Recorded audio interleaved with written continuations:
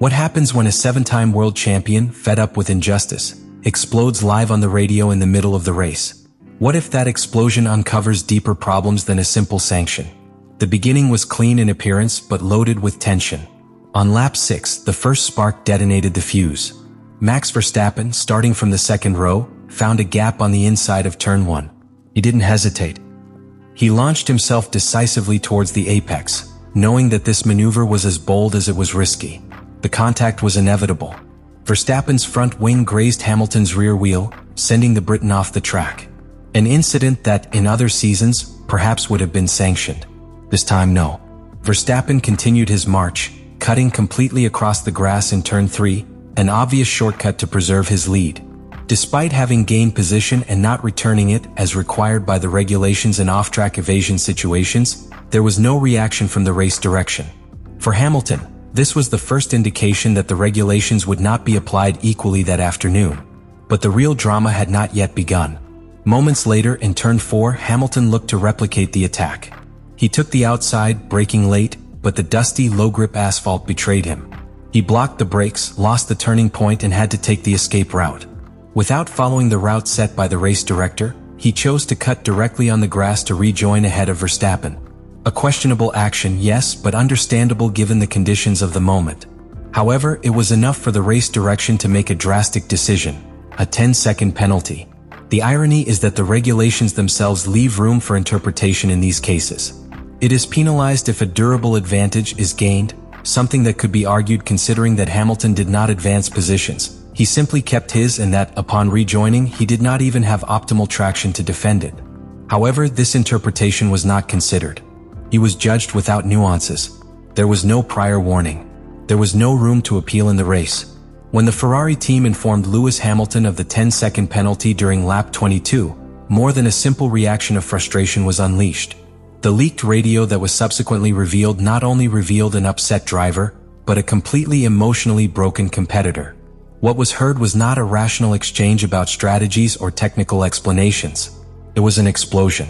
An impotent cry that shook the structures of the Scuderia and exposed, without anesthesia, the fragility of the relationship between the drivers, the stewards, and the sports justice system of Formula One. At that precise moment, Hamilton's microphone captured a mixture of disbelief, anger, and helplessness. Upon hearing the voice of his engineer, Riccardo Adami, confirming the sanction, the 7-time world champion held nothing back. His response was visceral, unfiltered. "That's bullshit, man. These guys are amazing, man. The grip there is so low, the grip there is so small. What about all the other cars that have cheated?" Every word was impregnated with fatigue. It was not the typical reaction of a driver upset about losing a position. It was the lament of someone who felt that the entire system was against him.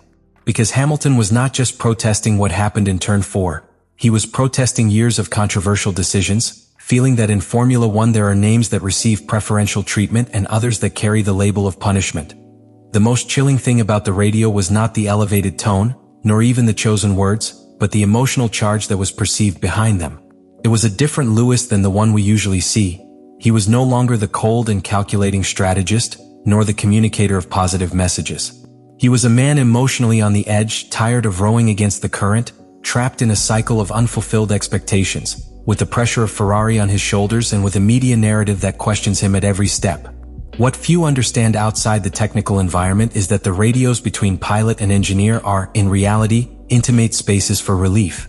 They are the only direct channel where a driver can be completely honest without a filter, without cameras, without press conferences.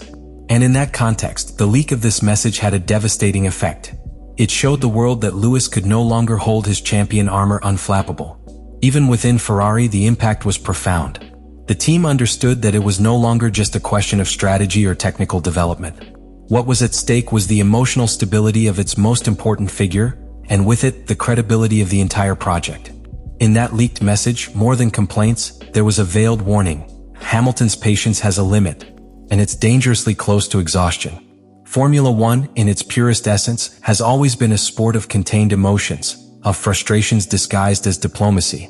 But when a champion like Lewis Hamilton decides, consciously or unconsciously, to tear down that wall in the middle of the race, it not only generates a scandal.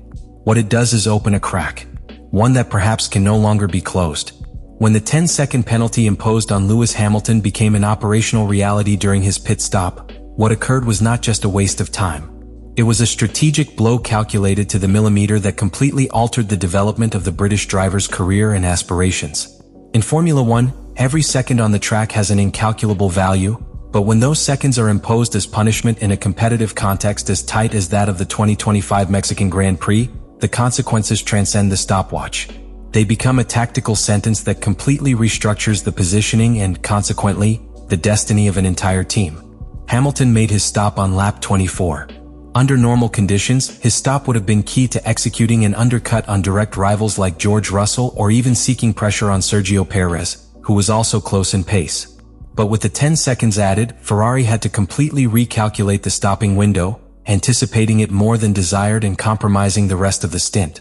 The penalty left him completely exposed to traffic, reinserting him into position 14, surrounded by noticeably slower cars that compromised his pace.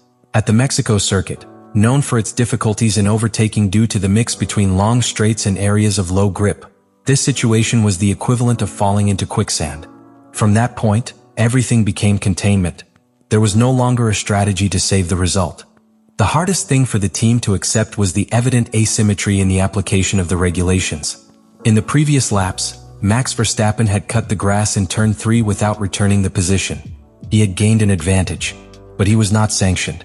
This creates a devastating precedent for any subsequent analysis by the stewards, because it establishes that not all cuts are penalized equally, and that the interpretation of the regulations can fluctuate depending on the context, the driver, or even the narratives surrounding the event.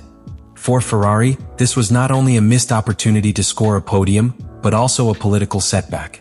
Fred Vasseur said it clearly after the race: 10 seconds for that maneuver is excessive, and what worries us most is not the penalty itself, but the lack of consistency in the decisions. In a sport where the credibility of the stewards is as important as the power of the engine or the efficiency of the DRS, losing confidence in the impartiality of the system is equivalent to running uphill in every race on the calendar. Internally, team data shows that without that penalty, Hamilton would have returned to the track between 5th and 6th positions, with clean air and room for maneuver. Even in a conservative estimate, 4th place was possible, and with a virtual safety car scenario or strategic failure of a rival, the podium was not a chimera. The SF25 had shown a stable, competitive pace in the long runs, and Friday's night simulations indicated this. The strategy was well planned, but it was destroyed by a variable that did not depend on the team: regulatory intervention.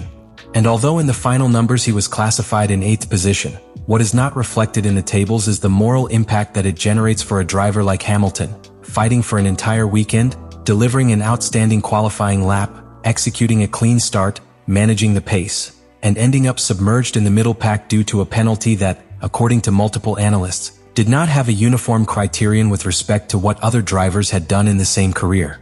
That is the most invisible consequence, but also the most dangerous.